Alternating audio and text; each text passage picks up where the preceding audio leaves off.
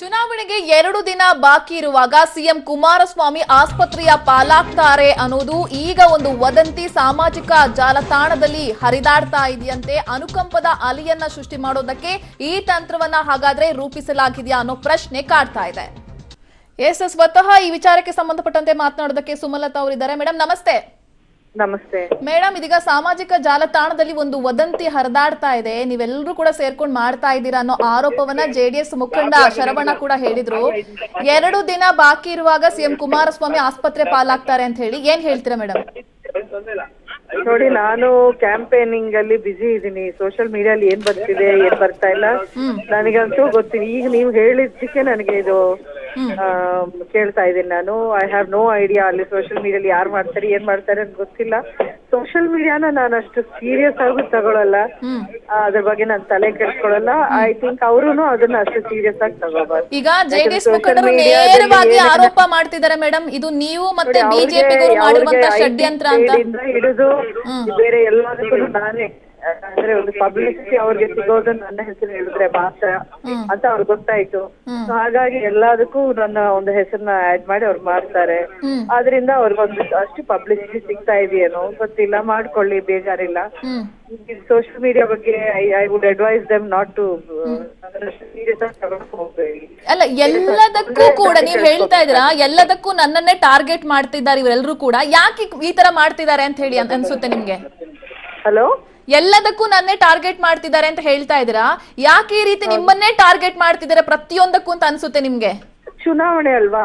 ಚುನಾವಣೆ ಹೌದು, ಆದ್ರೂ ಕೂಡ ತಾನೇ ಇಲ್ಲಿ ಪ್ರತಿಸ್ಪರ್ಧಿ ನಾನೇ ಅಲ್ವಾ.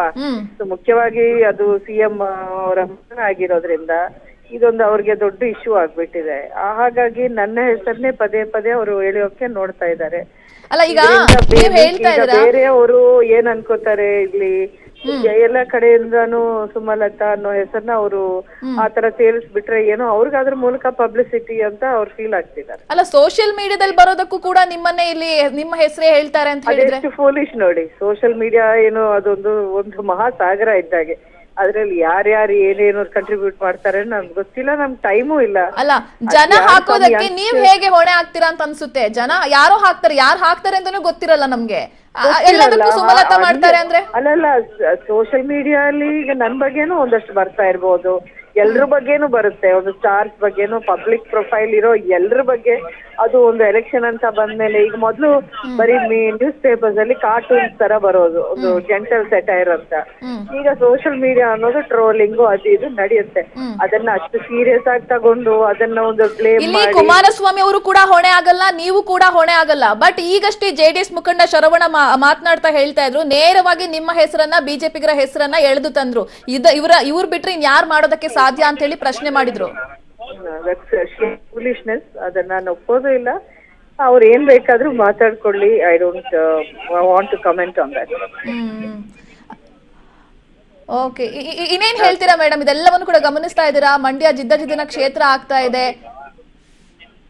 ಐ ಥಿಂಕ್ ಮಂಡ್ಯದಲ್ಲೆಲ್ಲೋ the way they are going, ಈ ಚುನಾವಣೆ ಬಗ್ಗೆ ಅವ್ರು ನಡ್ಕೊಳ್ತಾ ಇರೋ ರೀತಿ ಇದೆಯಲ್ಲ, ತುಂಬಾ ಒಂದು ತಪ್ಪು ಸಂದೇಶನ ಅವ್ರು ಕಳಿಸ್ತಾ ಇದ್ದಾರೆ.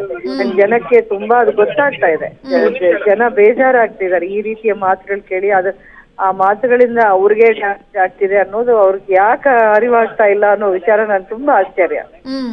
ಅವ್ರು ಆಡೋ ಮಾತುಗಳು ಪ್ರತಿ ಒಂದೂನು ಅವರಿಗೆ ನನಗೇನಾಗಲ್ಲ. ಅಲ್ಲ, ಇದರಿಂದ ನಿಮ್ಗೆ ಲಾಭ ಅಂತ ಅನಿಸ್ತಾ ಇದೆಯಾ ಹೇಗೆ? ಲಾಭ ನಾನು ನೋಡಲ್ಲ, ಬಟ್ ಖಂಡಿತ ಅವ್ರಿಗೆ